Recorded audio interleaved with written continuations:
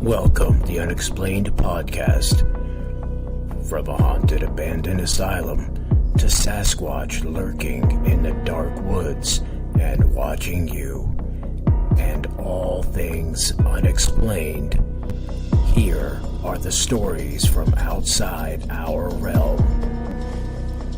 With your host, Bill Rigby.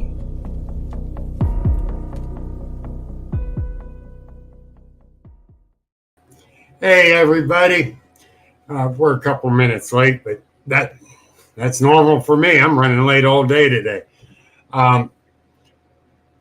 Ashley Hilt was supposed to be on. She got some medical issues, so she had to cancel. So I was scrambling around. I got a hold of Dan Benoit. He has a lot going on between work and several things he got going on we'll be talking about, but he graciously accepted. Let me bring him in. Everyone knows Dan Benoit. There he is. Hey. Hey, buddy. And thank you for stepping in like this. I really appreciate it. Absolutely. That's why I told you earlier, I thought, let me take a shower and make a decision after. I was like tired. I'm worn out. Been on my feet all day. Yeah. And that's understandable. And I said, just let me know. And I appreciate you stepping in like this, but I wanted to get you on anyhow because you got several big things going on. Hello, David Lester. Yeah, there's one of my UCBO members, and Sarah Knight. Yeah. They're all starting to jump in now. But but the thing is, you got your Virginia conference in June. You and Julie McQuaid decided to do one in May in Somerset. Oh, yeah. And I'm like, oh, that's cool. That would be great. And I'm thinking, I just hope it takes off. It took off like wildfire for you, buddy. Oh, absolutely. Well, I tell you, it's like, Pennsylvania's got, some awesome events going on. I mean, your event, we both know about the Forest County Bigfoot Festival. Yeah. Gwendolyn's event, the Central PA Bigfoot and Cryptid event. And, of course, there's some cool things going on up in Johnstown, which I'm proud to say that I'm a part of too. I was going to say you're a part of that this year. I'm speaking at the Squonkapalooza event. Yeah. And then the Joe Vogel's great. Joe Vogel's great. Yeah. That puts on the tell you what, I owe him a big thanks. I mean, I when I was chatting with him, I couldn't thank him enough because he sent a lot of vendors my way. Yes. A good chunk of our vendors come from Johnstown. I mean, we have a lot of locals around here too, but a lot of our vendors come from Johnstown, and they all know Joe. So if it wasn't for Joe is something. I love Joe. I really do, and he's such a great guy to get along with. He really is. And I met him down in West Virginia at the Moth Boys thing a couple years ago. Okay. And I gave him an application for mine. And that's when I was just planning my first one. And I gave him an application. He contacted me and said, yes, I'm definitely in. And well, I had someone that couldn't show up. They messaged me that morning of the event, and they were set up right next to where Joe was supposed to be set up at. Joe had his also. I said, you can spread out. You got 2 tables. It's on me.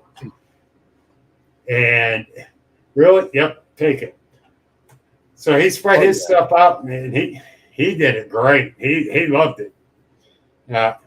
He was like the second person that said, I'm coming back. Oh, yeah. But, I got to know Joe, through my Virginia event. Right.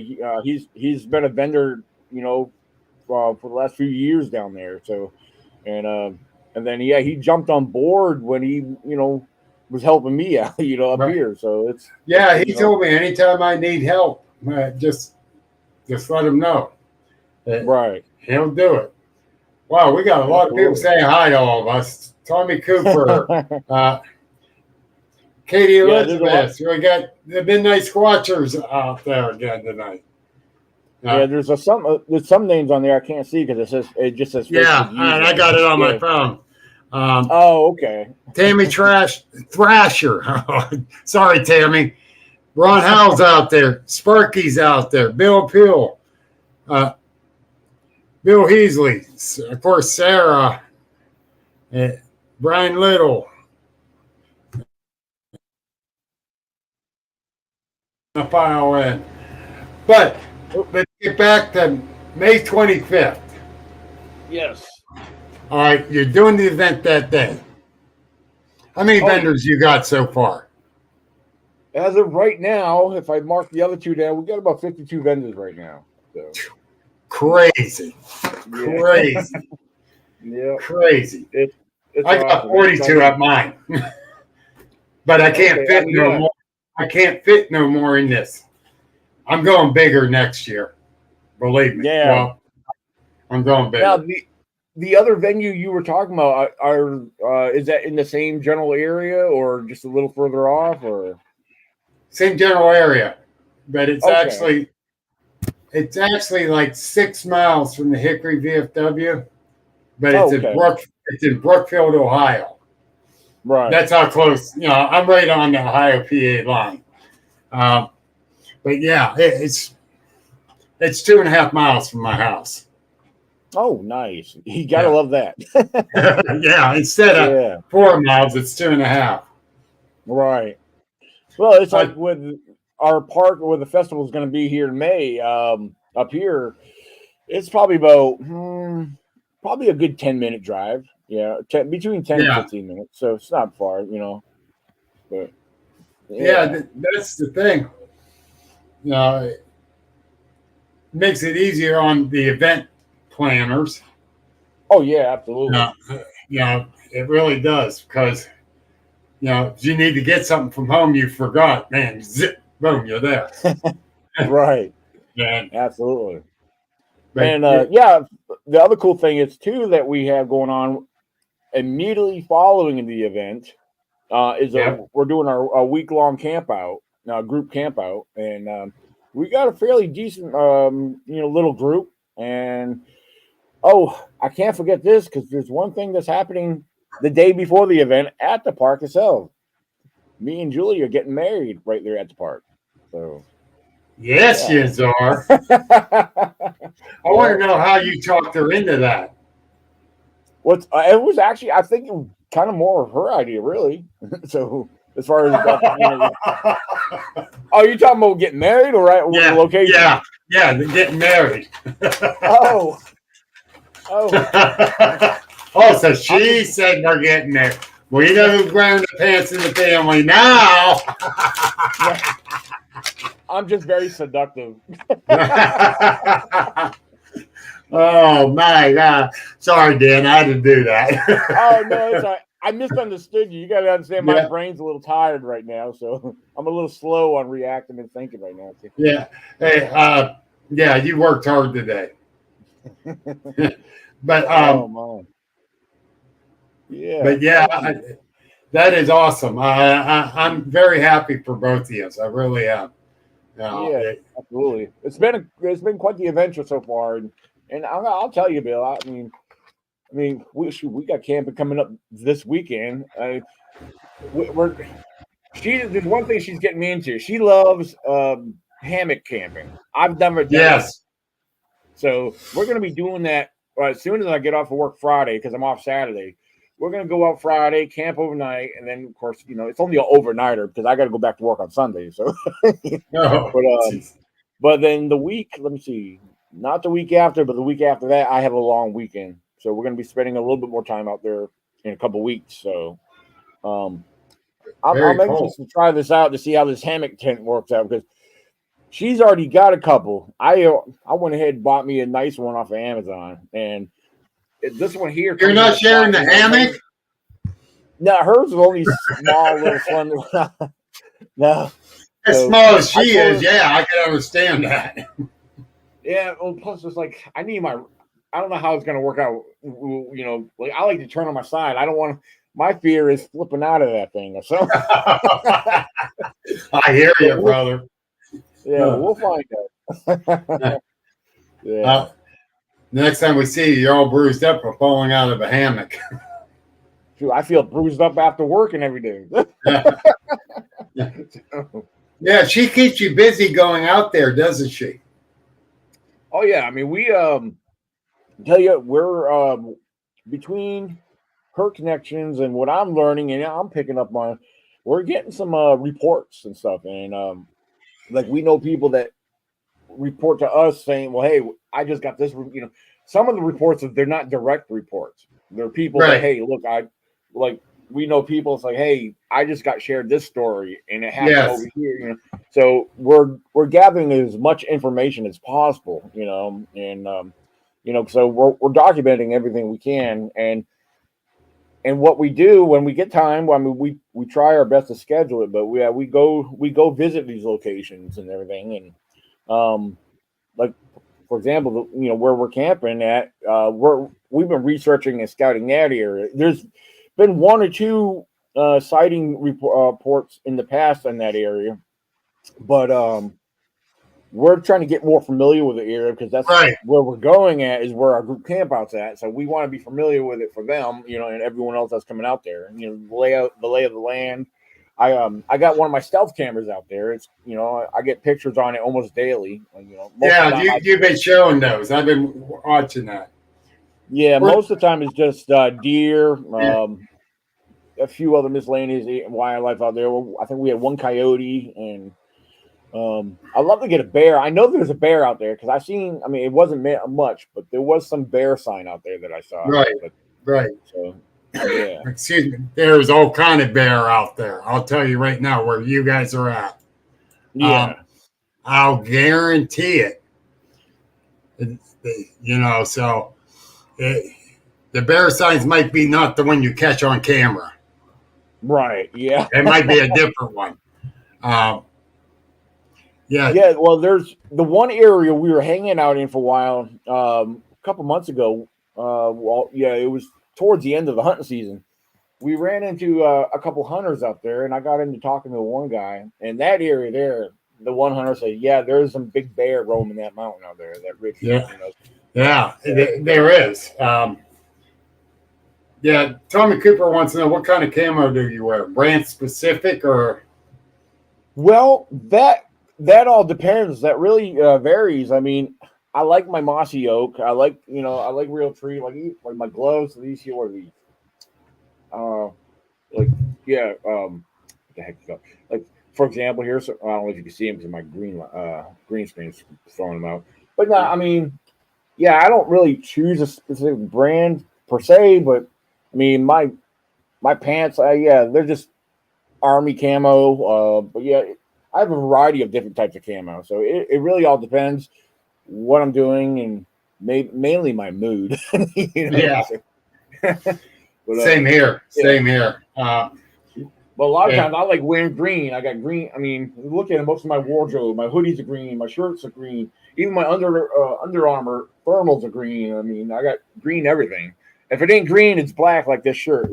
But, I like a lot of dark clothing. So. I do too, but my wife says you got to start wearing some more colors.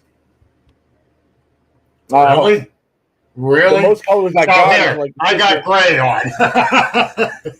Yeah, see, I'm wearing black with my. Oh, you can't see. I just weird. See, I don't know if you can see the your legend shirt. Yep. Yeah. But I'm like you. I do like my mossy oak. I do like some real tree, but I wear just about anything. I think even for your average hunter, I think it's just preference, really. I mean, a lot of hunters like to, if they go hunting, depends on the time of year, what type of hunting. they like to use what's more common or what will blend in with that type of foliage, which to me would make sense. But, like in Virginia, I've always wore mossy oak colors because of the forest and the area I was hunting in. Mossy oak went great out there, so. Yes, but, yes. But, yeah. Tommy says we should try a Hex. Hex. I can't say I've ever heard of that brand. Me neither. Yeah. Tommy, are you a salesman for Hex? Bring it on, Tommy. Tommy's a great guy. He was doing a live earlier today. Okay. Yeah, I missed it because I was busy getting. Wow, what? 4 days or 23 days away now. So yeah, it's getting I'm trying to get everything reorganized. And Ron says he likes to wear his Bigfoot costume. Yeah, Ron does. I was wondering who said that because it shows up. Yeah, it's Facebook user on my end. Well, I got it on my phone so I could see who's saying it. Yeah, I mean, I could bring it up on my phone because I'm on my laptop right now. So, but yeah, I just my phone. Yeah, I brought it up on my phone so I could see who's speaking. But yeah,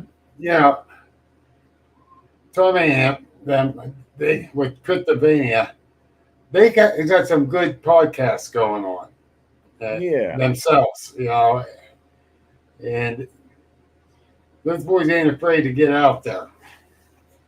Talking about podcasts, I learned a lot of different I'm aware of a lot of different podcasts that are out there.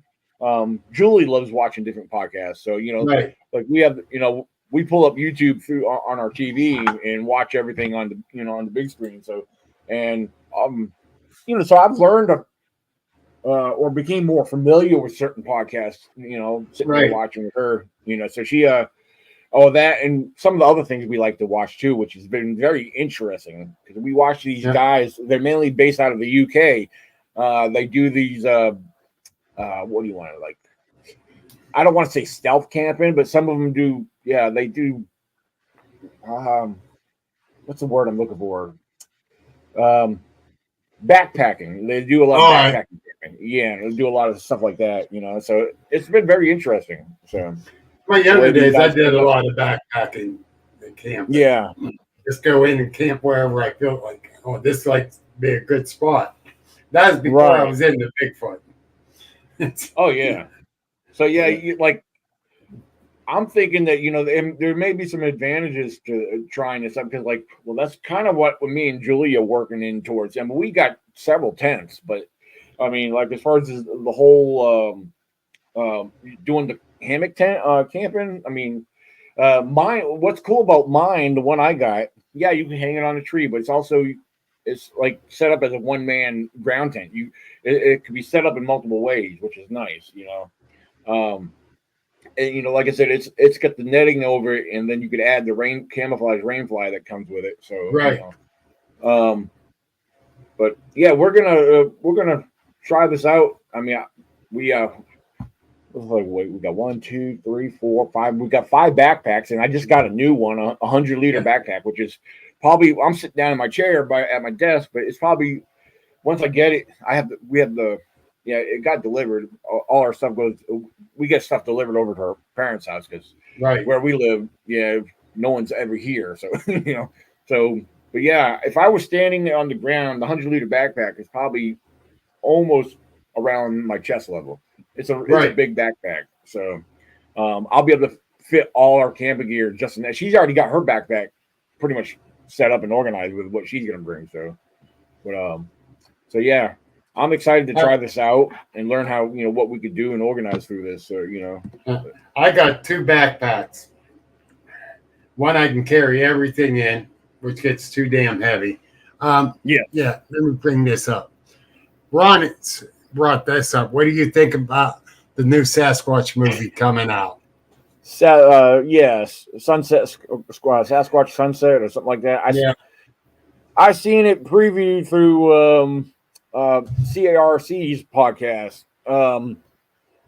That's I don't know.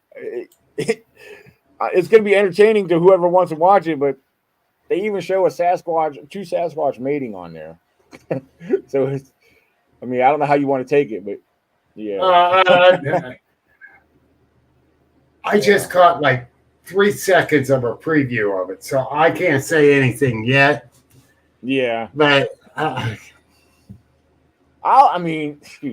watch a lot of crazy stuff, but if it's I'm not gonna go to the theater to watch it. But if it comes on TV, whatever, I'll watch it if it's free. I'm not gonna go out of my way to see that because to me, what I saw that 3, maybe 5 seconds at that, I wouldn't pay to go see it. And Tony Cooper says Donald Slovy's cast. Yeah, I've seen a lot of his cast. He's actually showed me in the past. He's got some 3-toed cast. I've seen them before. That he's found in his part of Pennsylvania. Yeah. I want to say he's probably out towards your way, if I'm not mistaken, Bill. I mean, I'm not sure exactly where, but I know he's in the western part of PA. So he might be up. Tommy, is he up closer to you? I'm not sure. Yeah. But, yeah, those 3-toed ones really makes you wonder too, don't it? Yeah, from what I recall seeing them, they were very strange, to say the least. But I don't know what to think of them, because if they are from a Bigfoot, which would be interesting, because what is it, down south? They got the I could be wrong. The Fouke monster, the Fouke monster, supposedly a 3-toed Bigfoot. So yep. But, yeah. Hello, Sarah. Hey, Dave Bruce. Okay. Sarah Whitefield. Oh, okay. She'll be at our camp out in April. If you guys are still coming.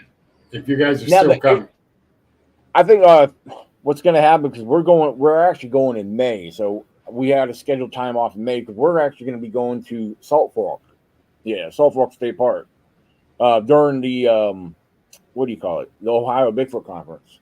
I'm there. So, we're going to be there. Oh, okay, nice. Yeah, so I may see you there, because we're going to be we're actually camping out, but we're definitely going to make sure we make an appearance inside the lodge. So I've only been there once before. That was back in 2017 at the Ohio Bigfoot Conference.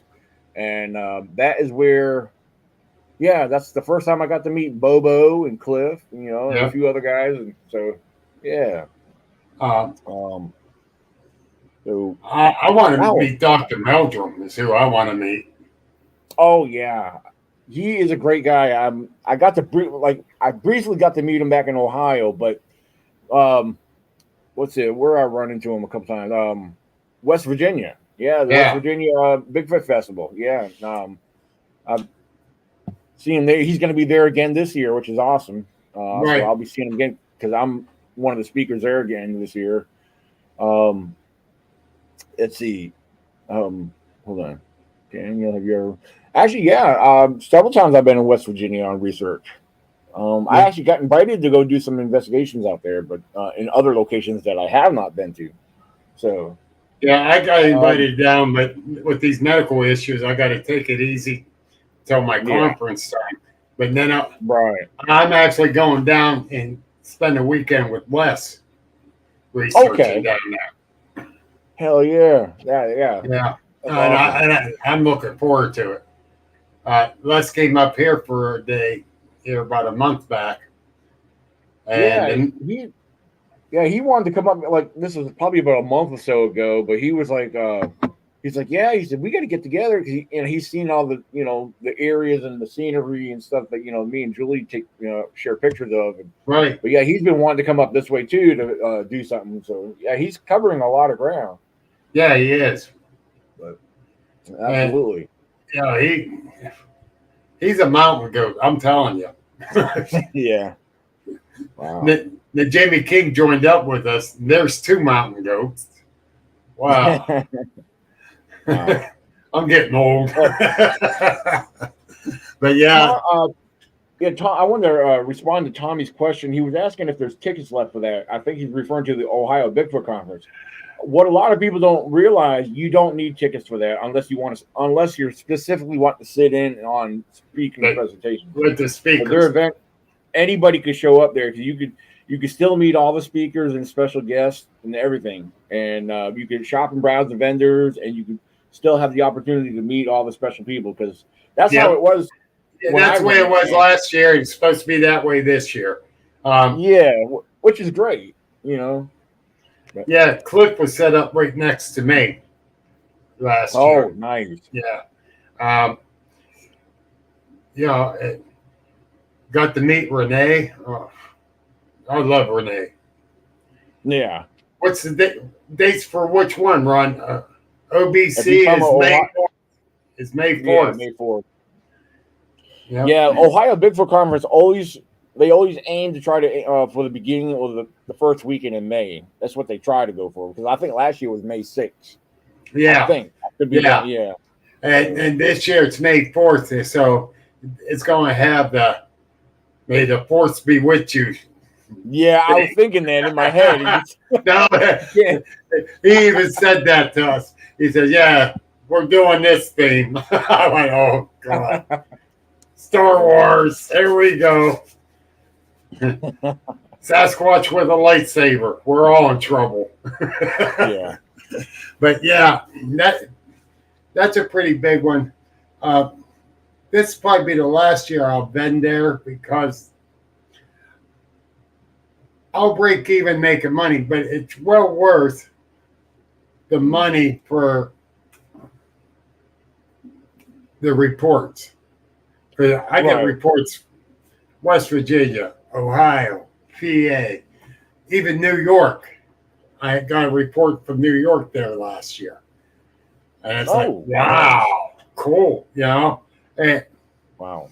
And it just, that helps 110%. It really does. And I enjoy that.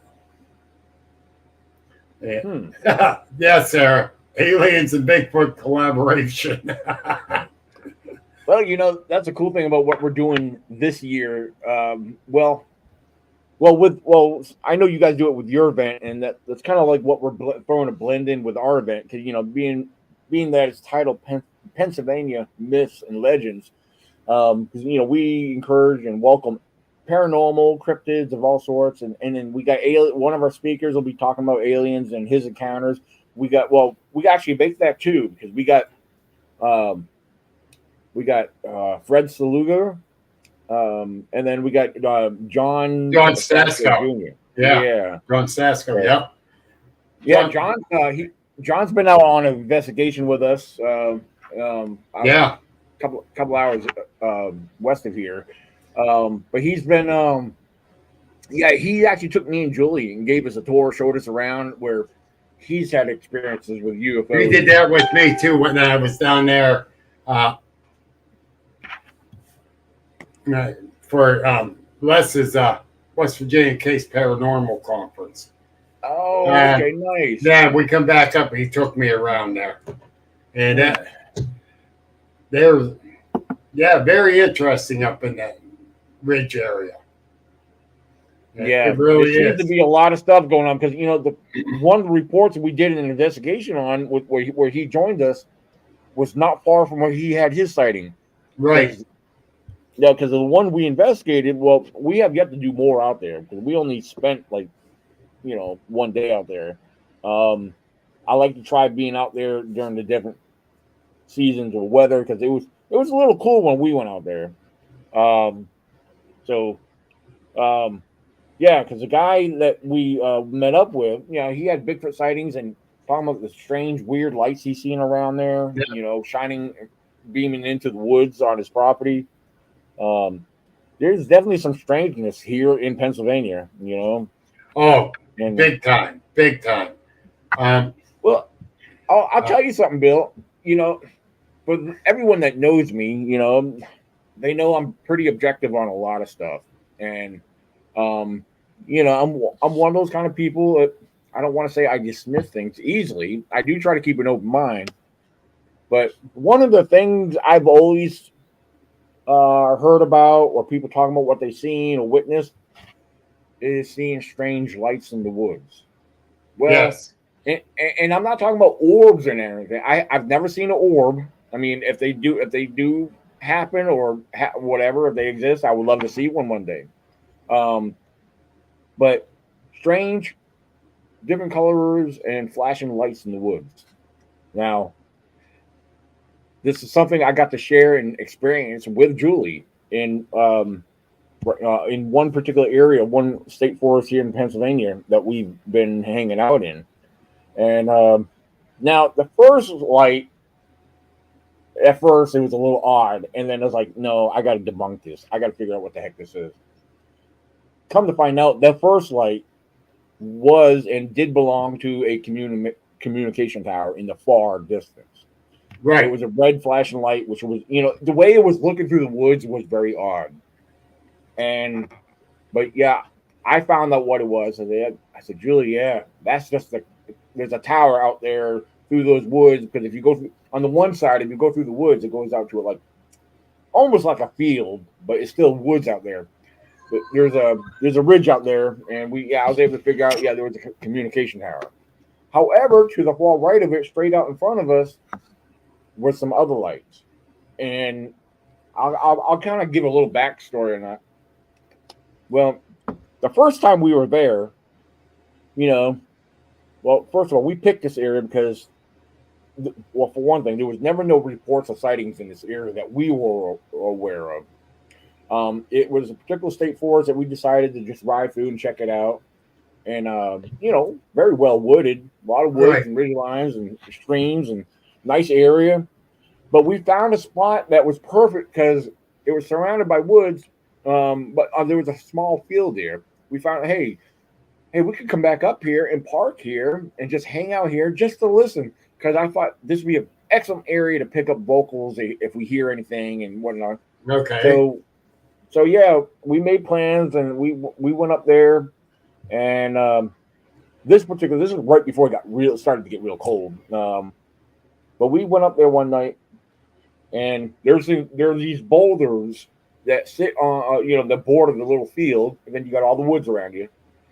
And we got there just before it started to get dark, but we weren't hearing nothing. It was a quiet evening, and then night fell, and here comes nighttime, and it's still quiet. We're not hearing nothing, And I was like, what the heck?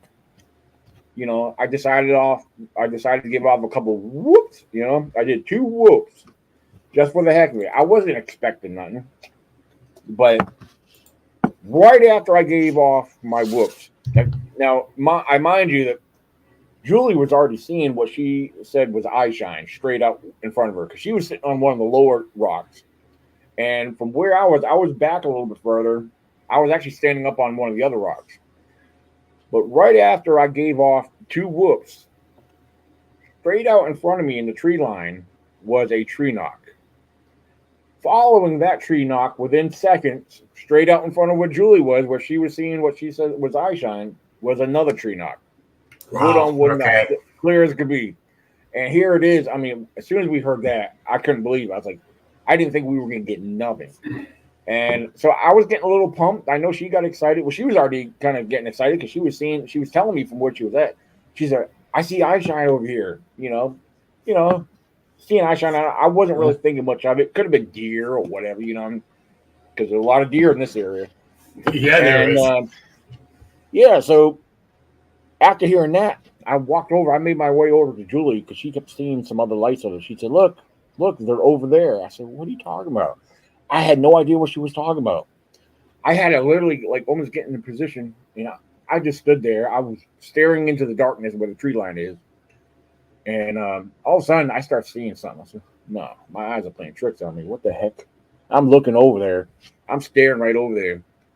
And I said, Julie, did you see that blue flashing light over there? She said, there's a lot of them over there. I said, well, I'm just noticing one right now. So I'm seeing, it's like, I don't know what to think of this. And I was like, all right, there's got to be another light in the distance. That's what I'm thinking. That's my first initial thought. Because, like I said, I try to rule things out and debunk everything possible. Right. And so I'm staring over there.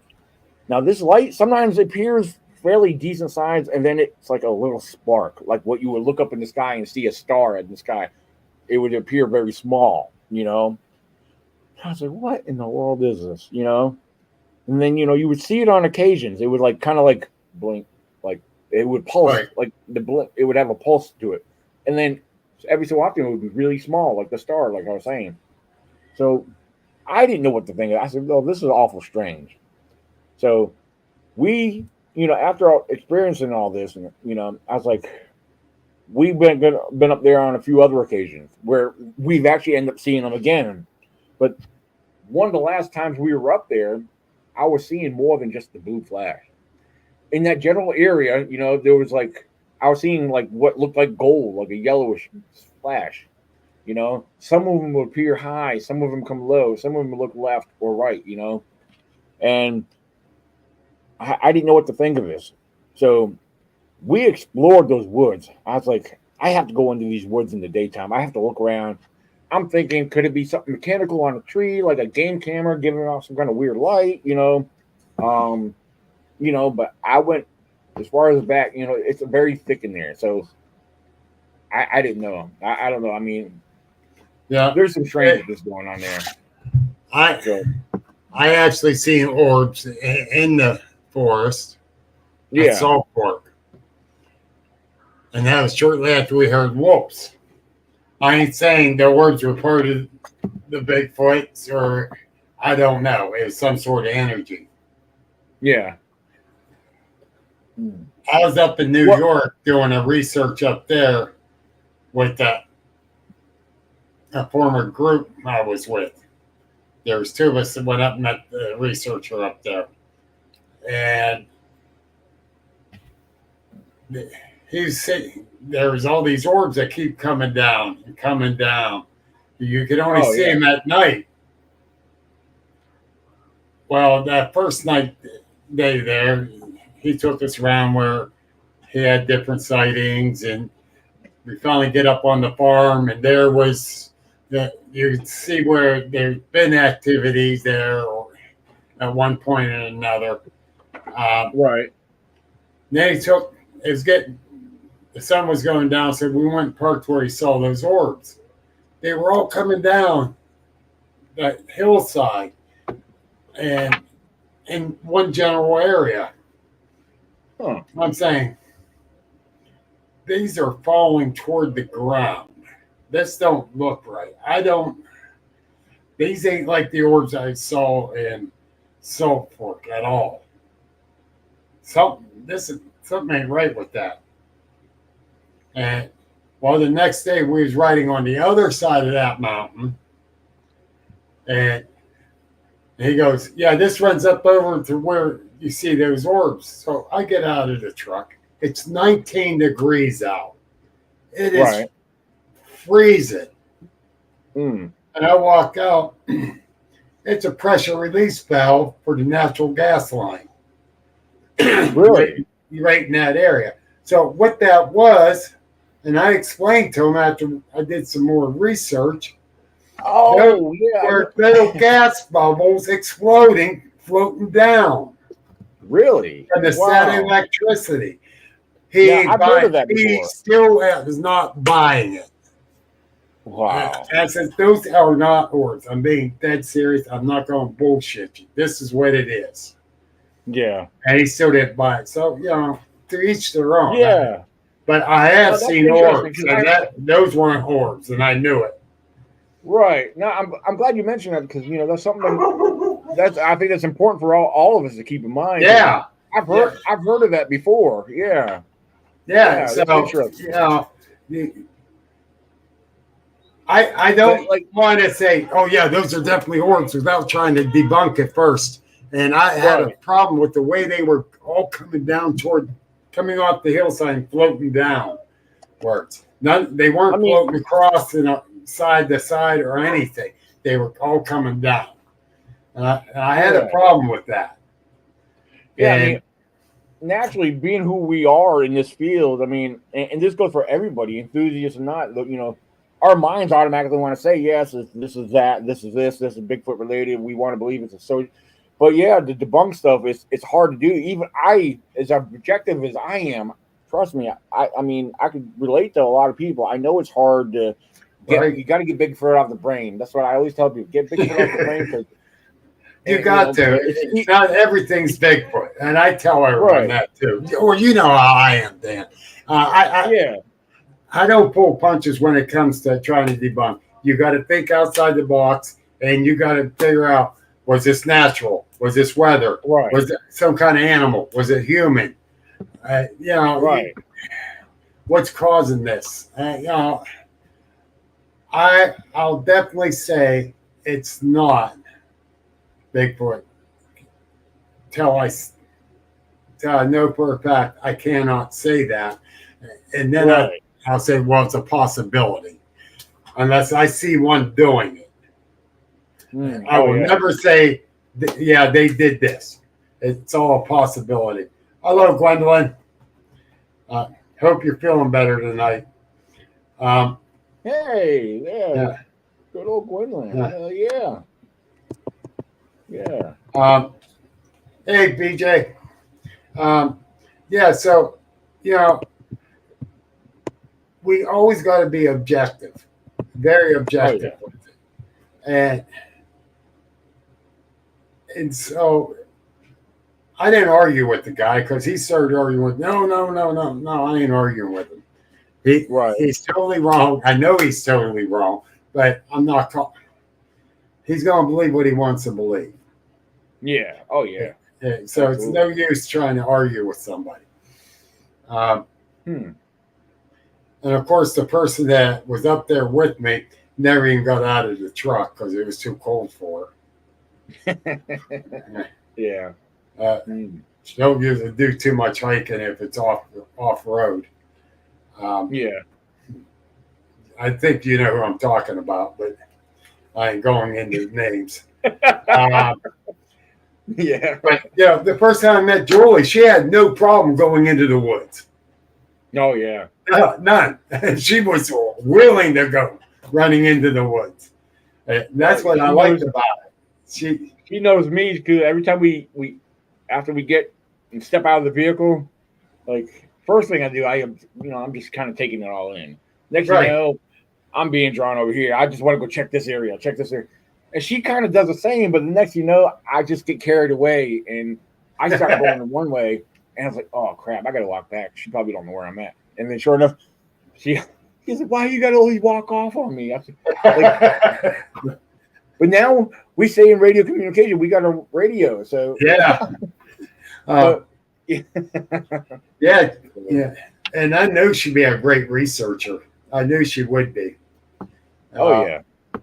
And I've learned a lot from her because she knows a lot of the areas. She knows the areas. She's kept up with a lot of the reports and stuff that's been documented already, and so that's a big help.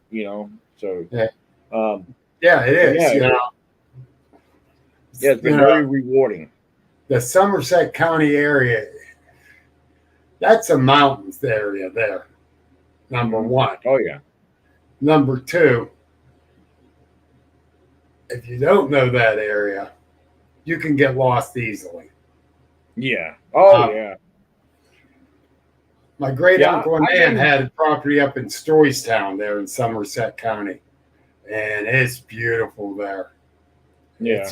There's a lot of beautiful country out here. That's for sure. Yeah. And if there ain't woods right here, there's farm fields. Yeah. Yes. And it's just great to know that you're up in there and you got Julie that does know that area that help you around there. And that, because that is a beautiful area, but it's mountainous. And you got to be careful. And Sarah says it's dangerous to wander alone. Really? Yeah, I've been doing it for years. Exactly. Us old guys, we've done it. I mean, but it always she's helps. right. Yeah, I mean, she is right. Yeah. But yeah, we've been doing it like forever. Yeah. You I know, mean, like I tell a lot of people, a lot of people that's new getting started and a lot of this, but I mean, you got to get, choose the area to pick from, but you want to get familiar with the terrain and know, any potential dangers, even wildlife included, Yes. That's why a lot of people, they see some of us carry sidearms. So they think, no, some people get the wrong idea. Oh, why are you going to shoot a Bigfoot? No, it ain't nothing to do with Bigfoot. Bigfoot's not the only thing that lives in the woods. There's a lot of other potential dangers out here, So, like meth heads. Yeah, them too. Yep. Oh God, behave, Bill. Yeah. But yeah, you just don't know. Right. There is a lot of danger out there, and it's not just a Bigfoot. Yeah. And I can honestly say, Bigfoots can get aggressive. They can get mean. No, yeah. But I can't say I've been in an aggressive situation though. But I've heard of stories. But yeah, I did too. And I'm just lucky my only sighting was not aggressive, or I wouldn't be here. And you know my story. 15 feet away. Yeah, now I've had a rock thrown at me. That was some years ago down in Virginia. Not in my main research area, but it was a football-sized stone, And, that's a good size one then. Yeah. I mean, I never got hit. It landed right next to me, Mike Bennett, Debbie Preggy, and I had little stones or little nuts tossed at us right before I had my sighting. Oh, wow. I had little stones tossed at me down in right on the Butler, Armstrong County here in Pennsylvania. I was at a research area there. And I went up in this area at 2:00 in the morning and sat down there and got my backpack off. I was going to get my recorder out, and I was going to get my spotlight, put it on my hat just in case I need it, and started having these little stones tossed straight over my shoulders. Yeah. I said, well, I'm out of here. They don't want me here. Hello, Tiger. Yeah, Mr. Robert. Yeah, Robert's out there too. Yeah, Tommy Cooper got hit with a rock. My friend Sparky had a tree thrown at him. Oh, wow. They can be aggressive. Yeah, they want, Gwendolyn, you're 110% right. They want to hit you, they would hit you. I agree. And I believe they were the little stones in that was being tossed at Mike Bennett, Debbie, and I. Here, let me put this up from Sparky. Yeah. And Sparky ain't a little guy. They did not like him. But yeah, and I love going out researching with him. He's awesome. We think alike. We look out for each other when we're out there. Now, do I know him, Sparky? Tim Sparks. I don't think you do. Oh, okay. Yeah, because I wasn't sure. Like he shows up as Facebook user on my end. So yeah. I don't think you do. Great guy. He's really great guy. He's one of the ones in my tight little circle. Oh yeah. And oh yeah, Robert, you're right. They know the woods better than we do. Yeah, that's their home. Yeah. Oh yeah. Exactly. And Tommy Cooper said they thought I was there to steal the women. That's Tommy. Oh man, I wonder when he's going to start. Oh my. Tommy's another great guy. He is. And he comes with this stuff off the wall too. But no, seriously, Mine, I believe they were throwing the stones one or two young ones on the left of us, tossing their stones or their nuts up at us. And I get down because Debbie was getting paranoid. She didn't want to go any farther. So I went about 90 paces ahead of them. She stayed back next to Mike, and I start looking with the scope down the trail. And I had a corner right eye here. I caught a little movement. I turned and look, there it is, leaning in, looking at me like this. Yeah. Let me ask you this, Bill. Most of your experiences you've had, were you either alone or did you have somebody else with you? There's a reason why I'm asking. Some of it I was alone, like down the Butler, Armstrong County area. I was alone.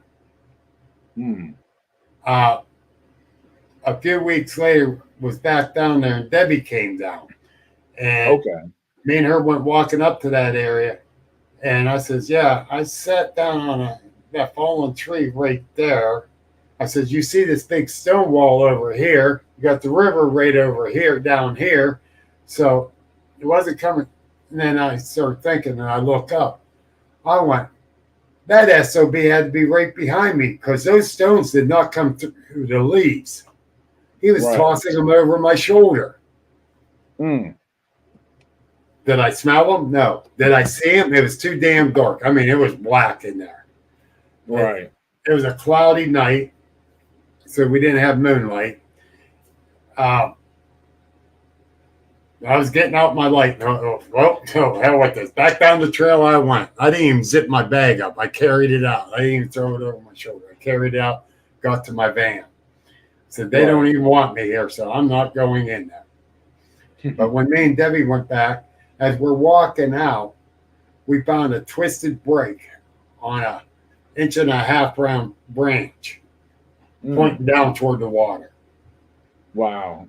And it wasn't there when you guys went in? I don't know for sure. I cannot say. Oh, okay. The thing is, it wasn't weathered because you saw how it twisted and broke, and it was green. Right. Oh, yeah. Yeah, so why didn't other branches break before it? And this thing, it was about 12 foot up where the twist and break was at. Right. So that, I ain't saying he grabbed at the 12-foot mark. Could have grabbed farther down a little bit and start twisting it. Right. And so that's my guess. I ain't saying they did it for sure, but that's my guess. Yeah, one of the reasons I was asking about, as far as your experiences with somebody else, mainly to be more specific, like having experiences with having a female present with you or in your group. I've, apart from a majority of the reports I have based out of Virginia, of course, a lot of these were either just women by themselves or couples, husband and wife, Right. And then having, like, there's been times where there's certain areas in my research area in Virginia that I've gone into numerous times, never had any activity whatsoever. But I can recall either having a female present, for example, one time my daughter, when she was still a young teenager, she was, I brought her into this area I used to walk into all the time, and I recall after we got so far in, all of a sudden we started hearing all these crazy hoots and hollers and weird screams and all these weird sounds. And Brianna was like, "Daddy, are those coyotes?" And I was like, "No." And then, that's just one example. But there's been other times, like when I had the rock thrown at me, I had a female with me too. That was several years ago. They say when you have a female with you, it enhances your chances. Right. That's what I'm gathering because, I'm gathering that too. Yeah. I was going to suggest to anybody, hey, if you want to up your chances of activity going in the woods, have a female with you. And Debbie was with us when I had my sighting. She didn't say she was watching to the left. She was too scared. That's what all the guys so far. Yeah, we want some action, Gwen. When you and me were out, Gwen, we didn't get no action, so I ain't buying into that. And Sarah, she is available for Bigfoot, big time. Yeah. But yes. Well, Sarah's coming to our camp out, and me and her are going to get out and check things out. And so she can get out there. She's done a lot of research in that Salt Fork before. I'm menopausal. I'm not touching that with a 10-foot pole. No way in hell am I touching that one. Gwendolyn, I'll say this. I don't believe it because you're too young. No, she's just hormonal.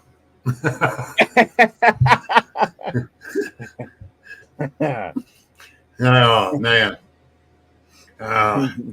You would have to keep adding to that, Daniel. Thanks. You had to get me to say something. But, you know we love you, Gwen. But, yeah, that's the thing. I've had experiences both ways. Right. Yeah. Oh, yeah, me too. In the late 90s, early 2000, I'm not sure. I got hit with infrasound when I was bear hunting. I know where I was headed. I know exactly where I was at. I was headed to go down a little bit over the mountain. And it's wait for a bear to come up. And because I know the tracks are straight down there. The river is straight down there. And I'm a mile from my home if I hit those tracks.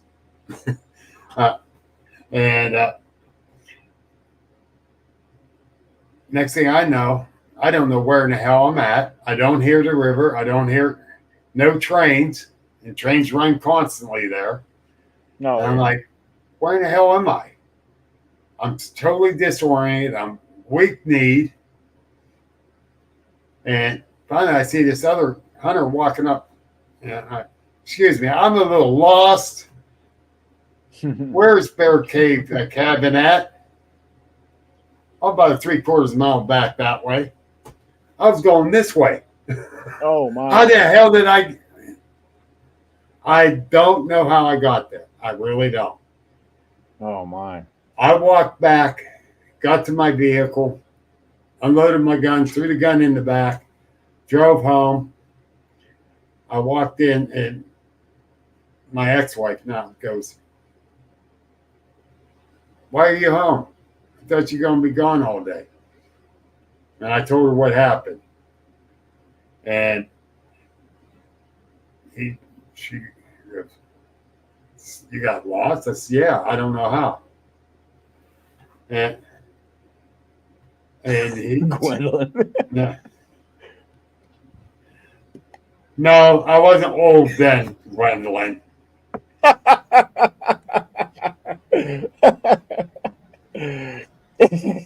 was still in my 40s, bitch.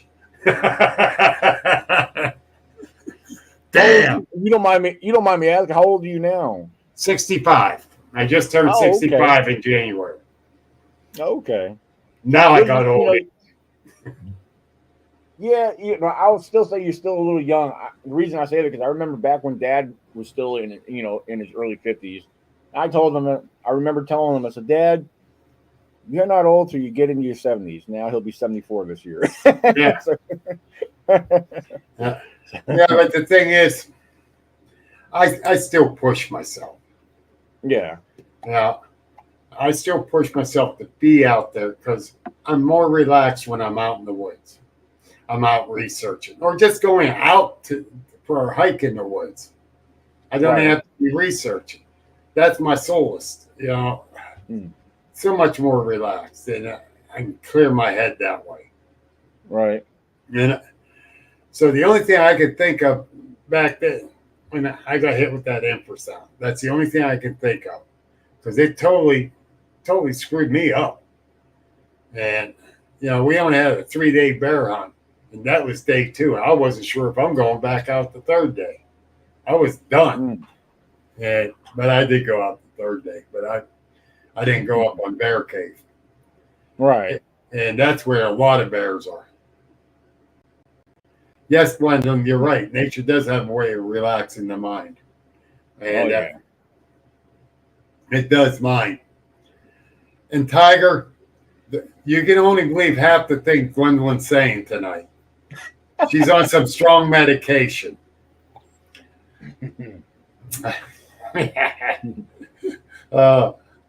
Payback, Gwen. With her girly office. You heard about that, didn't you? Yeah, if you saw my office space right here, I got this new desk I got. I got all this stuff. It was nice and neatly organized, but I got gear and tech. I mean, if I would show you, I got within hand's reach. I got one of my night vision devices right here. I got.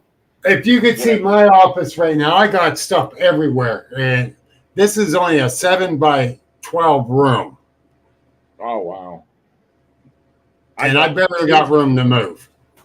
Yeah, I got stuff like this here. This here's got. Hold on, man, my backpack is stuck in my. What is that? There we go. Let me get this out of the way here. Yeah, I got stuff everywhere. But like I got boxes like this here. And this is a small one. I got 2 other big ones here. But this one here's got my my good camera in it, So, the one you just got, yeah. Yeah, my Canon. Yeah. This thing is beautiful. Yeah. But I got that there with my camera. I got SD cards, all my extra batteries in there, and then I got this big boy right here. I tell you what, this is freaking awesome. Oh, you can't see it. The camera's not showing it. Never mind. It's just like it's a big one. I got that from Harbor Freight, which is amazing because it's excellent. But I got gear all over the place here. So, yeah. I got gear in this office. I got gear down in my room. I got gear out in the outside office. Yeah, because I moved back to the inside office because I didn't get the heat hooked up in the one outside. Yeah. So yeah, see, I got this tactical. Yeah, I got this nice little tactical. Well, if you want to call it a fanny pack, but it's a tactical case. I got my lights. I got my bunch of lights in there. And we got knives everywhere. I got all kinds of. I got to take all this off and reorganize everything. But no, I know the feeling. Yeah. I do know the feeling. I got to reorganize my my backpacks, both of them. Oh, by the way, earlier this week, I'm going to say this, and people are going to go, oh, but I've been clean for a year now. And I went up to Walmart and I ran into my dealer, and they got me. Son of a bitch, they get me. Now I'm glad to be on another year to get clean. Wow. You thought I was going somewhere else with this, didn't you? No, I remember you said you had a post about that not long ago. Yeah. You'll have to start going back to your Girl Scout Anonymous classes. Yeah, I'm telling you. Yeah, good luck with that. You're right, Tiger. No, we don't want a creepy doll, Gwendolyn. You can keep your creepy doll. Yeah. Actually, I got creepy friends like you and Ghost Chick. Yeah. Yes. I've always wanted to try one of these. I thought I picked one up. I'm going to experiment with this here, see how this works out. So I was doing that. I've been doing that. Yeah. Get a little bit of results right now, but I didn't get out much last year. Yeah. To say no to creepy dolls and Sparky. Oh shit! But I didn't get out much last year because I was told to take it easy all summer, as you know. And scared the hell out of me when I heard, "Hey, Bill," at Marionville. Wow. Yeah. As soon as I walked in there, you spotted me. Oh yeah. Yeah. And it's like, oh shit. You can spot a Bill Rigby from a mile away. Yeah. Damn, I can't even sneak into nowhere. I tell you what, everybody was looking out for me up there because I was only out of the hospital for a week. Hey, you need to sit down. Yeah, you saw how big and crowded it was, right? You know, oh my God, yes.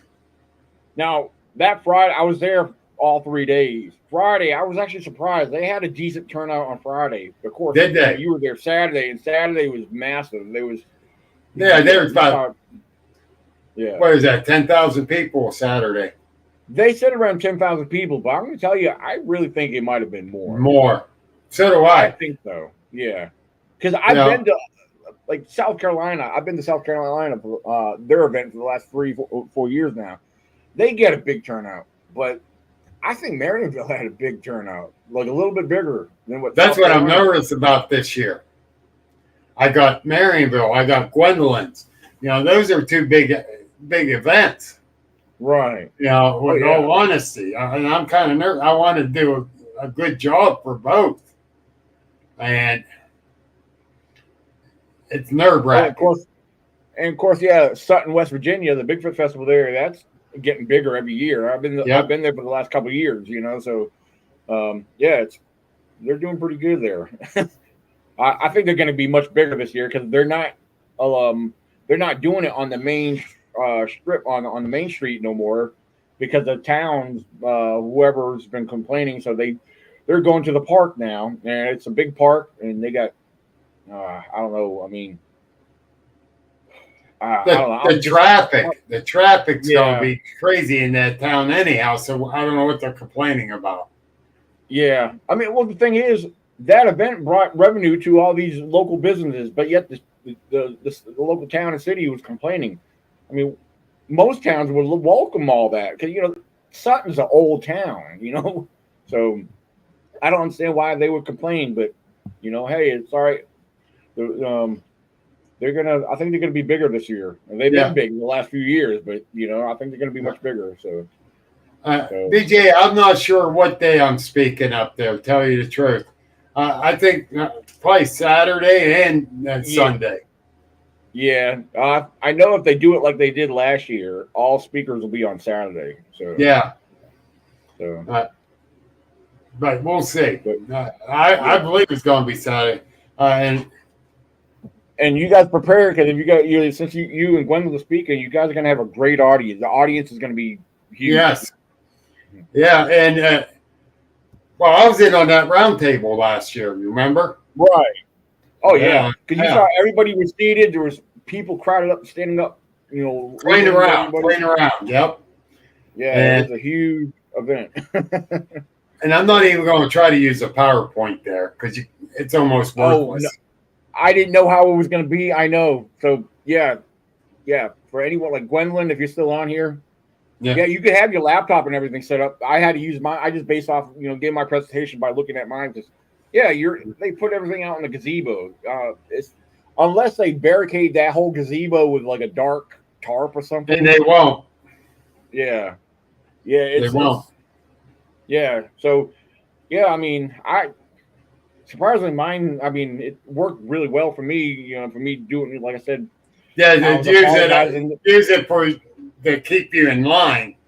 Yeah. I was telling people. I said, man, I have some really great stuff in here. I really wanted you guys to see, but I'm just gonna have to explain what I got and what it's about, and and like I said, it went well. I mean, it still worked out, but you guys will have fun. You guys will definitely have fun there. Oh, yeah. I'm looking forward to it. We're going to be staying with some friends of ours that live up near King. So we don't have to get a motel room. Of course, I'll be the hotel. There. The one hotel that's in the area, it's less than a mile up the road, and it's probably already booked. So and it's just a great event, and I'm very happy to be speaking there. Gwendolyn's going to be speaking there. Michael Cook's going to be there. It's going to be a great event, and I'm really looking forward to it. Yeah, the guys, the guy that puts that on, him and his wife, Dave and his wife. Yes, they do a great job. So Dave came up and started talking to me last year when I was near Les's. And he had that one congressman or something with him, and he says, "This is Bill Rigby." Yeah, Dave knows me. Okay, and he goes, "He likes to fly and look for Bigfoot." I'm like, "Oh shit!" He saw that in the live video I did while I made light flighted. I was all embarrassed at telling state representative or congressman. I can't remember, but yeah. Oh, by the way, Tim, that infrasound, I got hit 2 times. Once back then where it totally disoriented me. I was weak-kneed, and I really didn't think I was going to get back to my vehicle. I really didn't. I was weak-kneed. And then we turned around here. Me and Debbie was out, but we was kind of split up into one area here in Mercer County. And I got hit where I got very sick in my stomach.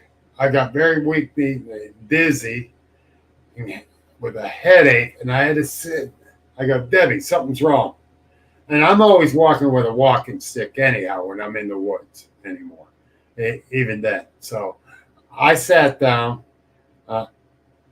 and it was nuts because she didn't get affected, just me.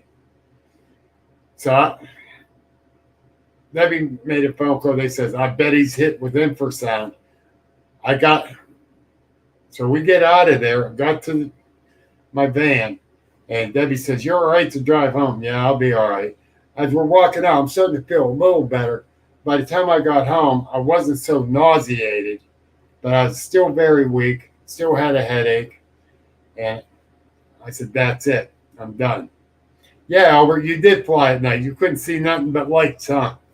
But Albert had a heart attack, and he got light flighted.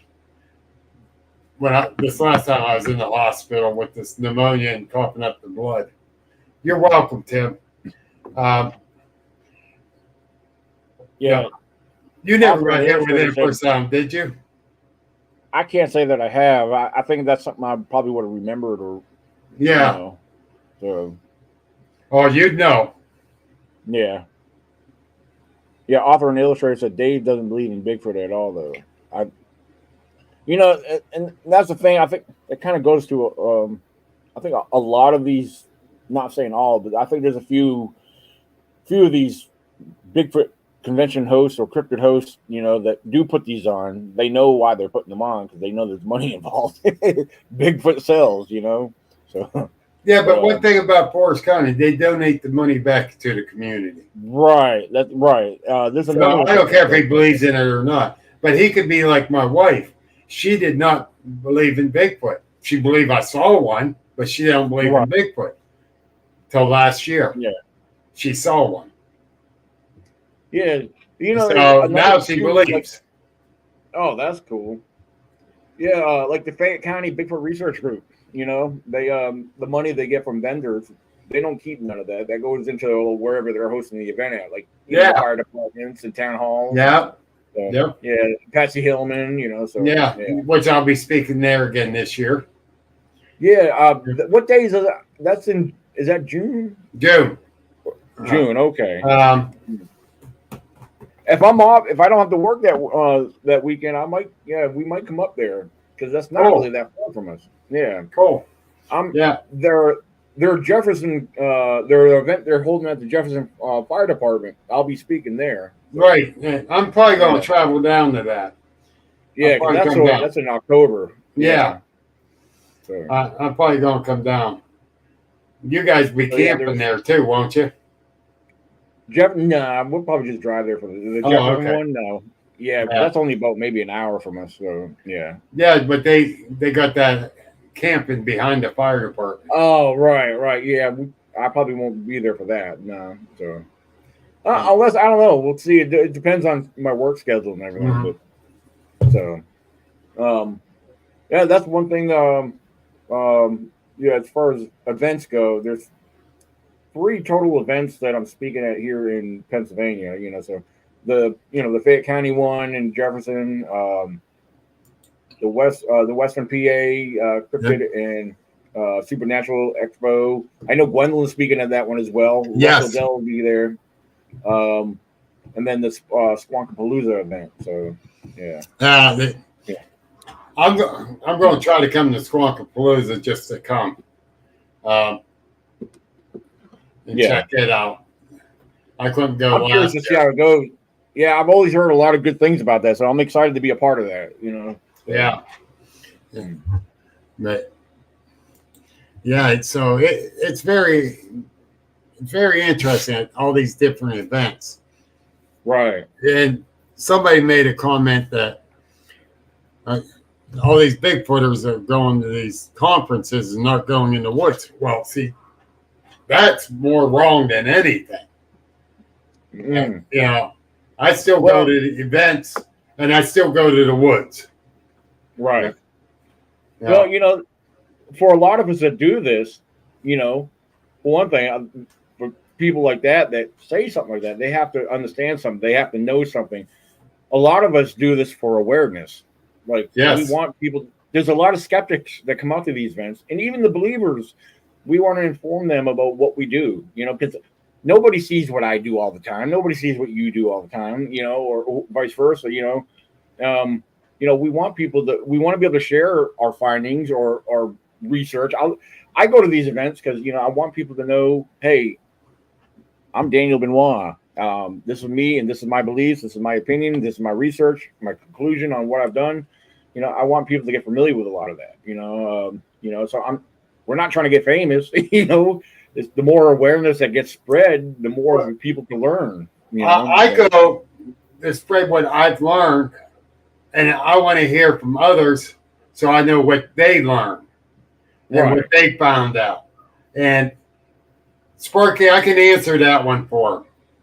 Hey, Daniel Benoit, what is your favorite event to go to or speak at?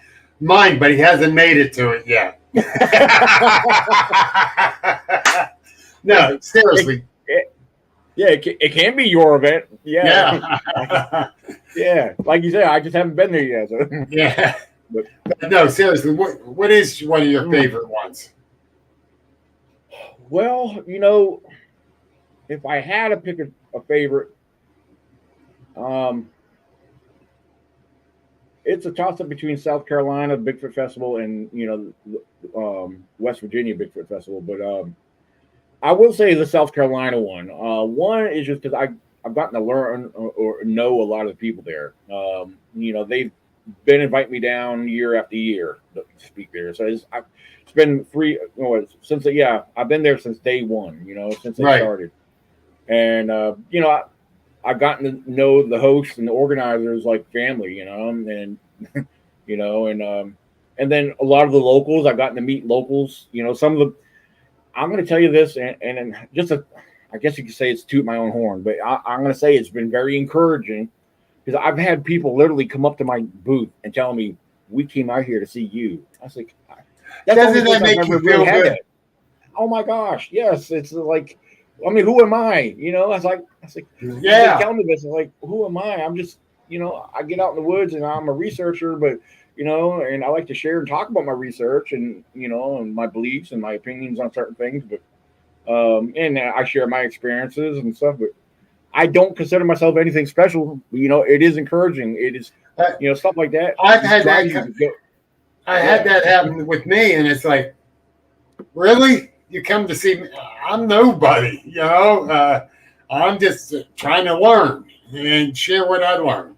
And they said, no, we like you and we like what you're doing, and so we wanted to come hear you. And it's like, okay, that really makes me feel good. Well, like last year, this one girl made a post and tagged me in it. I didn't know who she was. She was sitting in the crowd listening to my presentation. But on Facebook, she found me and tagged me in a post saying, you guys got to, if you want, I forget exactly how I remember that. something about, yeah, if you believe in Bigfoot and want to learn, follow this guy. I said, okay, cool. I mean, that's exciting. I mean, it is a good feeling, like you're connecting with people. Yeah, right. I don't give a shit about being famous. I don't. Right. That's not me. Right. I do not. I don't give a shit about it. Right. I just want to get the word out there and learn from the other ones.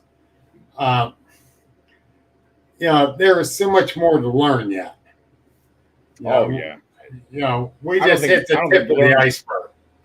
Right. I don't think the learning is going to stop anytime soon. No. I mean, we learn a lot from each other, for one thing.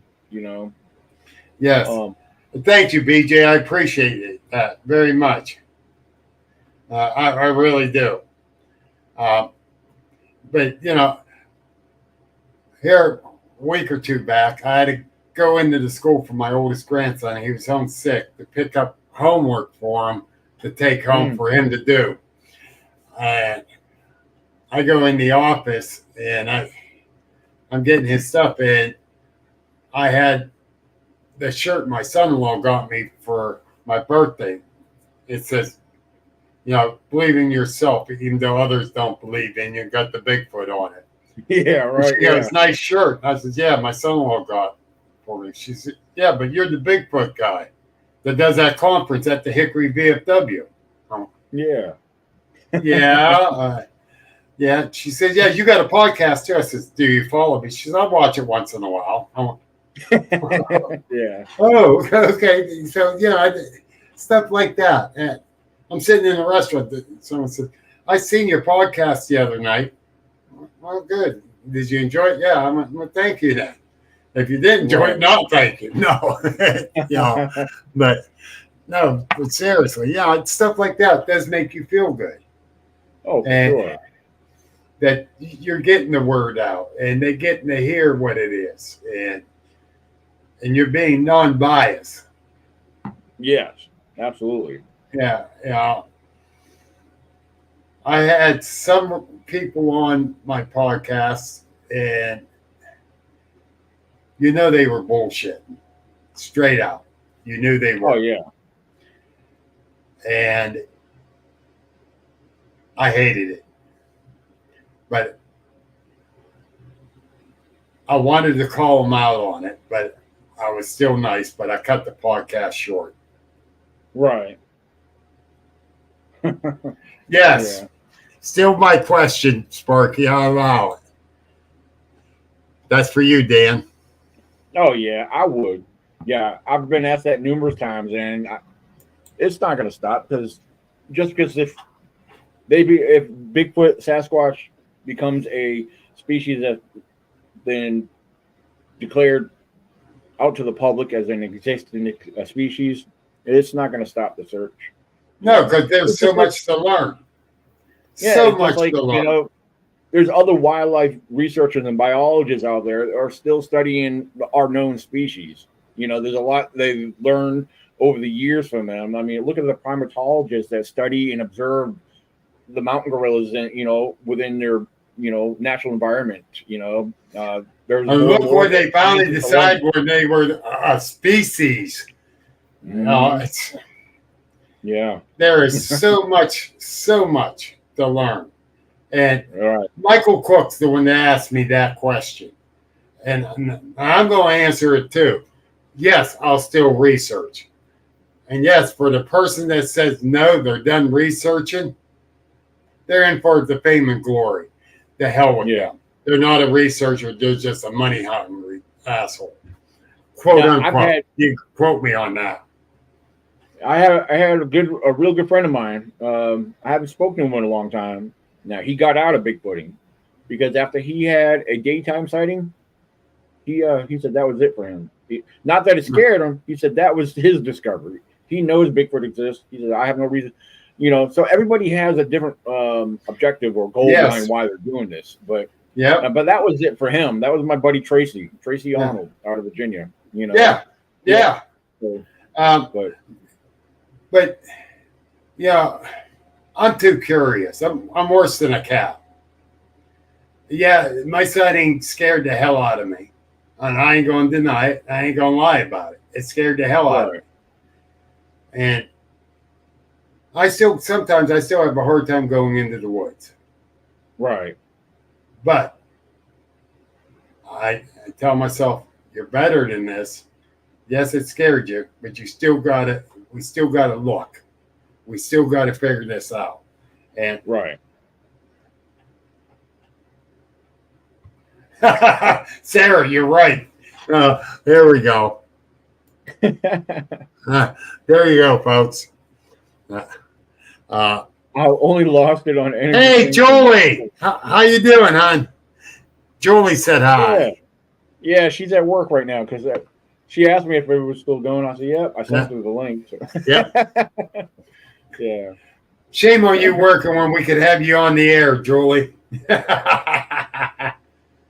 But she's working with other old people. No, wait a minute. You say I'm old? Yeah, that's why. Okay, Daniel.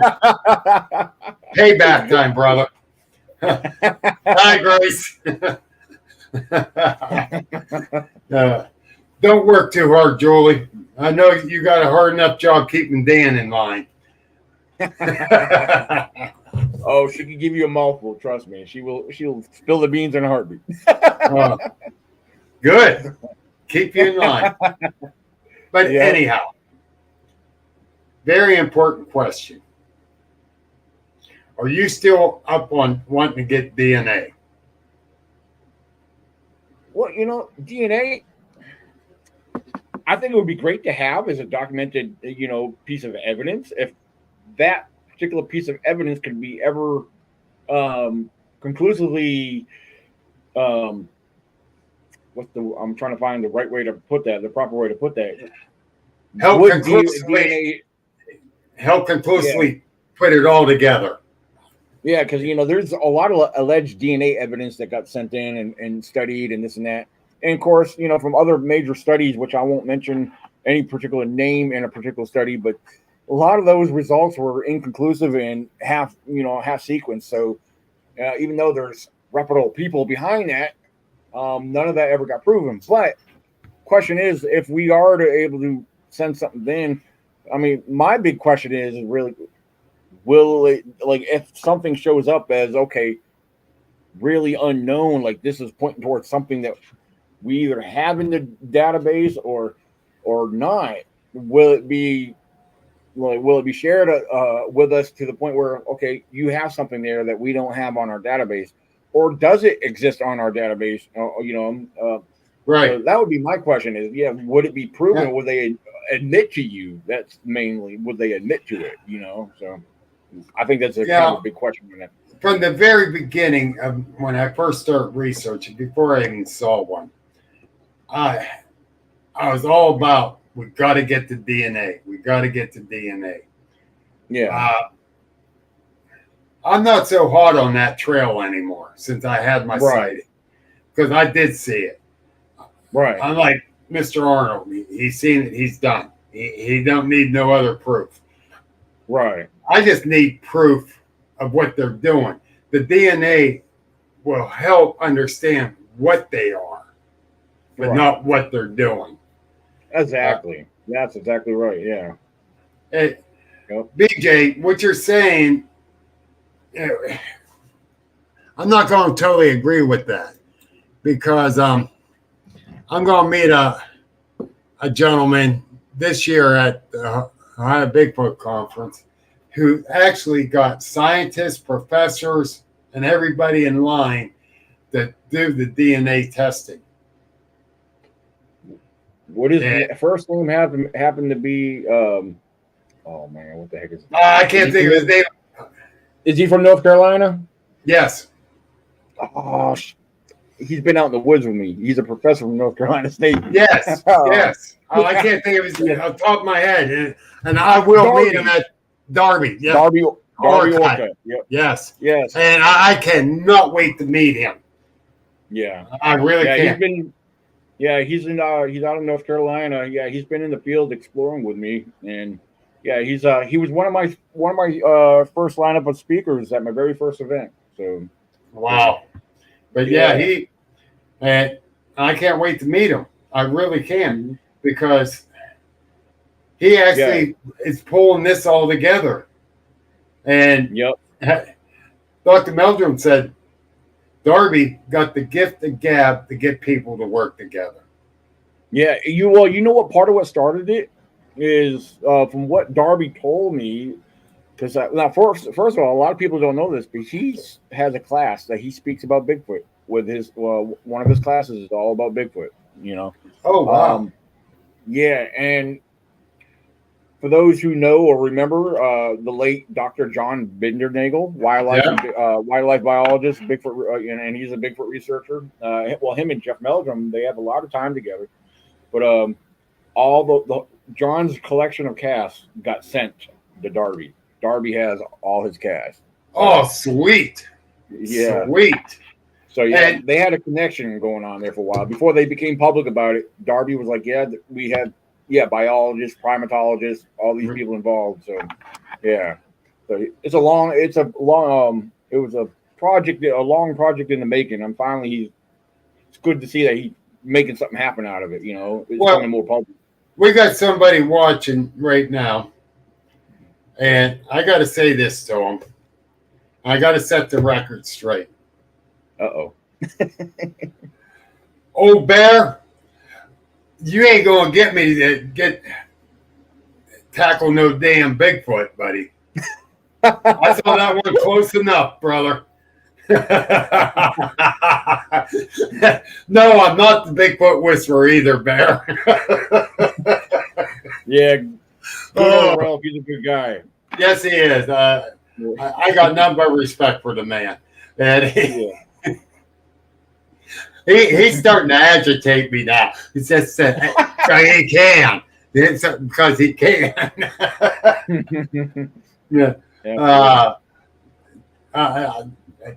I tell you what, him and his wife are great people. They really are. Yeah. I got nothing but respect for both of them.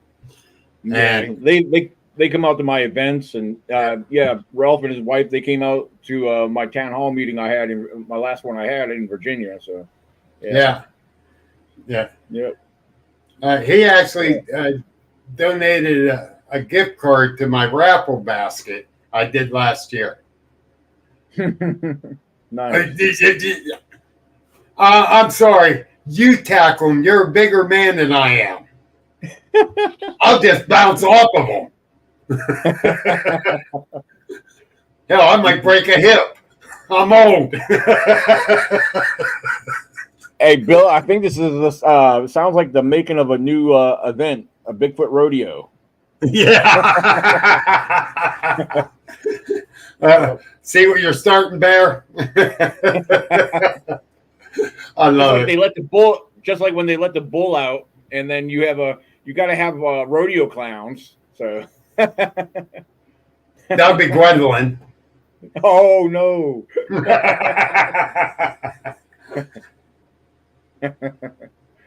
Oh my.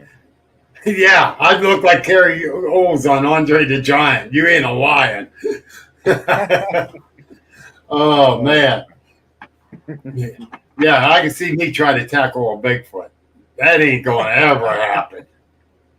Oh, yeah. man. Oh God, how funny!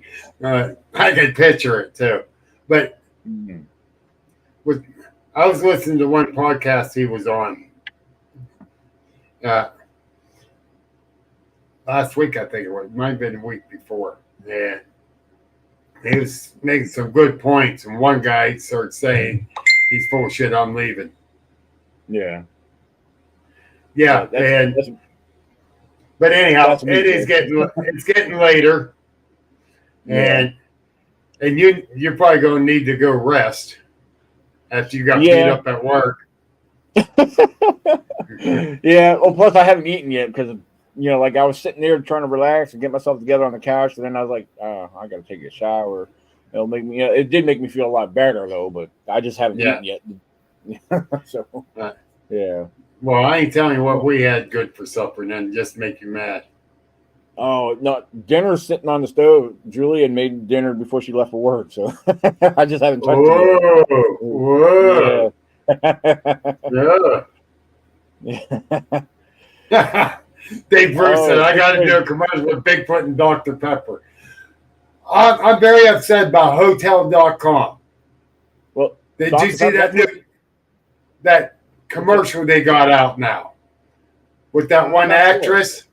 You know, the many faces, she hired stunt doubles, and she did a Bigfoot as one of her stunt doubles for Hotel.com. Had her talking like, I don't know if I might be. I don't know. I'm not sure if I've seen that or not. Yeah. I saw it the other day, and I went, oh, no way. Then I said, did I just see a Bigfoot on there? And then, so I had to sit and wait till it came back on again. Oh. A couple hours of watching stupid shows. But yeah. I'm trying to think. Tina Fey is the actress. Okay. Yeah. They're good commercials. Yeah, that ugly Bigfoot getting had some kind of spa day at the hotel. But anyhow, everybody, if you haven't subscribed to mine, please subscribe to my YouTube. Subscribe to Daniel's if you're not already there. Yeah, mine's right. If I get my hand right there. Yeah, get your thumb out of the way. Thank you. But yeah, subscribe to Daniel's. Absolutely. And yeah, for anyone that's new that came on a little later, yeah, if you guys are up for traveling to various different events, I don't know if most of the watchers are from out your area, but yeah, the Pennsylvania Myths and Legends Festival happening in Somerset, Pennsylvania. You could go to my Facebook page. I'm constantly sharing about it. We do have the Facebook event page for it. You could go again, just look up Pennsylvania Myths and Legends Festival. Me and Julie have been sharing stuff in our Facebook group, the Pennsylvania Wilds Encrypted page, research. And so, yeah, the information's up there. I even have a section on my personal website, which is listed above me. Browse through. If you know how to browse through a website, there is a section for upcoming events listed in there. So, yeah, feel free to check that out as well. So, yeah. I'm not hard to find anyway. So, yeah. So, it's a free event. It's free. We have approximately around 52 vendors right now. And again, it's going to be fun. We got guest speakers. We got all kinds of food trucks. We got a beer truck. We got a wine truck, live entertainment. So, yeah, it's going to be fun for everybody. The thing with this event, and it took off like wildfire, and it really has. And they're doing a great job of putting this together. Yeah, our Facebook, since we started and created the Facebook page alone, November 6th was the day I started. Today we hit 1,400 followers already. Yeah. So, yeah. Sarah, there is. Oh, yeah, the Ohio Bigfoot Conference, May 4th. Yeah. Right there in Cambridge, Ohio. And next year there's going to be one in Brookfield, Ohio. Oh, okay, very cool. Is that the one I saw Brian Seach posted about something that's happening? Oh, no, wait. There is another event that's taking place May 4th at West Virginia, down in West Virginia. Oh, okay. I thought, it was just like about an hour or so east of, where the Ohio one is. So, yeah. No, there will be a couple next year. Yeah.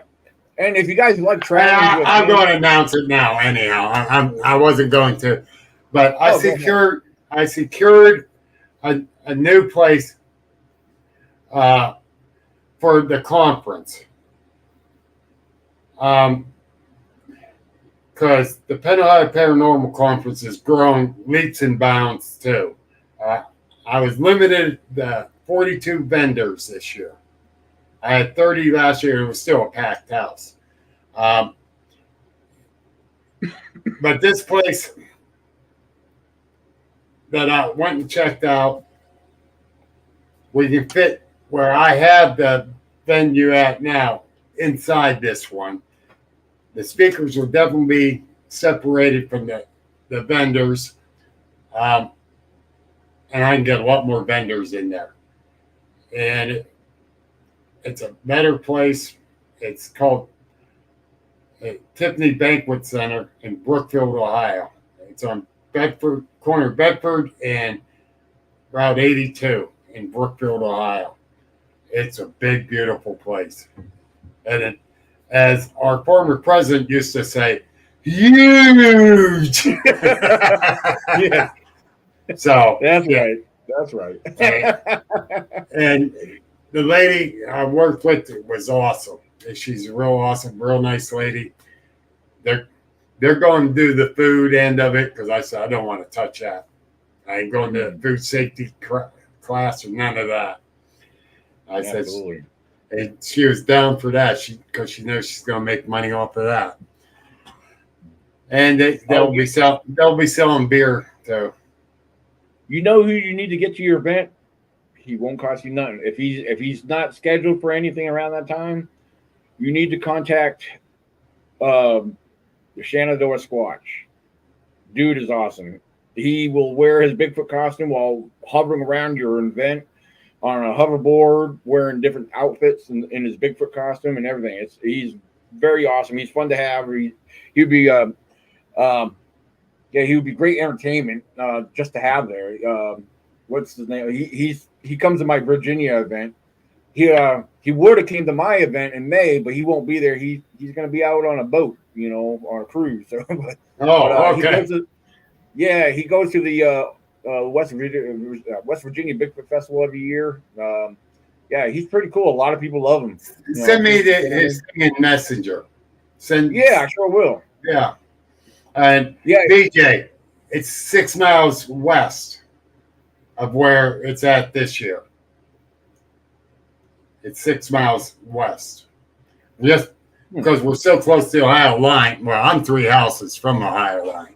So it's only like 2.5 miles from me. Where it's at. And that place has been there for years. I've never been in it. And when I went in there today, I just about pooped my pants how big it was. Wow. And no lie, it's huge. So, right. And having a bigger venue could give you so many other, opportunities or options, yes. Because like the one thing we're doing for my Virginia event, the Virginia Bigfoot Conference, is we haven't done this before, but we have workshops that we're offering. So, because we have apart from the main part of the venue where most of the vendors are going to be inside, we have 2 conference rooms. One's downstairs and one's upstairs. The downstairs one is where our workshops will be, and they'll be doing lectures and presentations, but all speakers will be upstairs. So, right. So we'll have all the main speakers up there because Gwendolyn, Michael Cook will be there. They're among our speakers. Robert Kreider, for those who knew Robert Kreider, the creator of Robert, he's coming all the way from New Mexico. So, we got people coming from New Mexico. We got Buddy the Bigfoot, Ted Van's son, paranormal researcher. He's coming down from New York. We got people coming from all over. So, Virginia event, they always tend to come from wherever, but it's awesome. Yeah. So, BJ, you'll have an application on the 30th for next year. And we still have room for vendors in Pennsylvania here if you guys want to sign up for Pennsylvania. Yes. For the pigments and legends. It's all outdoor. That one. Like you said, 52 vendors already. Yeah, and he has room for more. So if you guys are interested, do it. Awesome. Bear says he already got his tickets for your event. Absolutely. Bear, he should have just gave them to you. We're putting out a lot more money this year, so we need. I'm telling you. And the thing about next year's event venue that I have, the price is right where I do not have to raise the vendor's fee or the entrance fee. It's staying the same. I will not raise it. And because like I talked to her, and I says, I don't want to be raising the prices. I says, a lot of these other venues are charging top dollar. Right. I says, if the vendors don't make money, they're not going to come back. The people aren't going to come just to walk around for a couple vendors. You know, some are there for certain stuff and they want to look and see if they can find it. Yeah. So when she quoted me the price, and I looked around and I went, last Saturday in March, she ran and got her date book and second. She says, yep, we got it open. I says, it's mine, the 29th of March next year. Nice. So, yeah. You know, something special is happening 5 days before your event, Bill, this year. Something very special is happening on the 25th of March. It's your birthday. Yeah, I'm getting older. I'm catching up, but I'm still far behind you.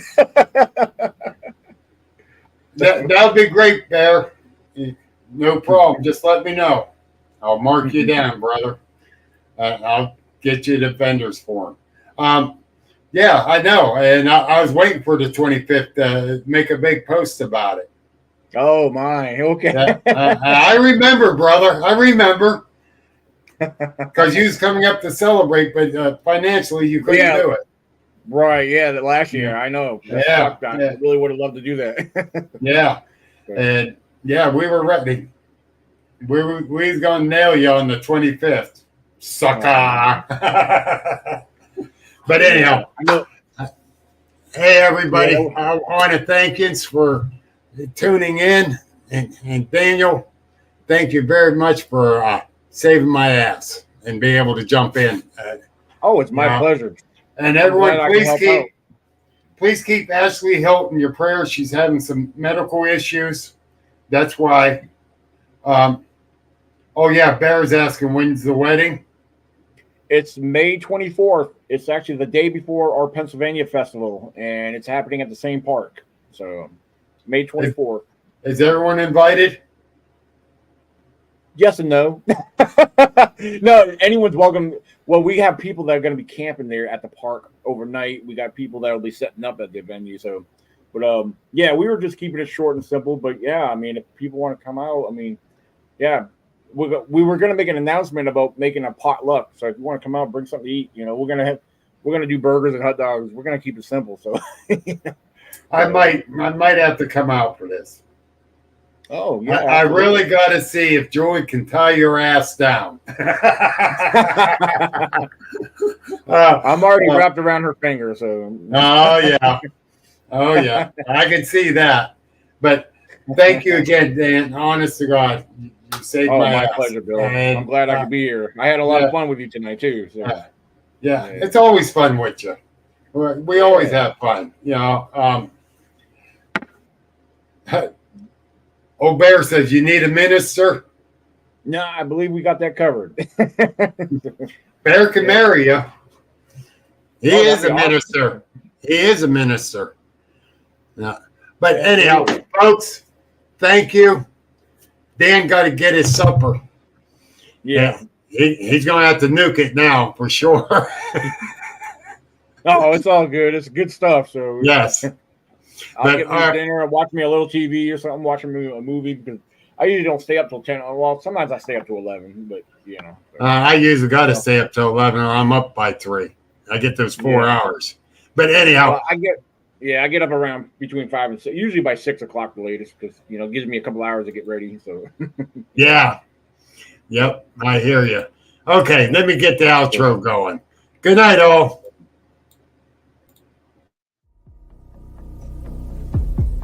This has been an Agents of the Unexplained original podcast. Like us on Facebook, subscribe and view on YouTube, and please visit our store link in the bio. Thank you for listening, and remember that paranormal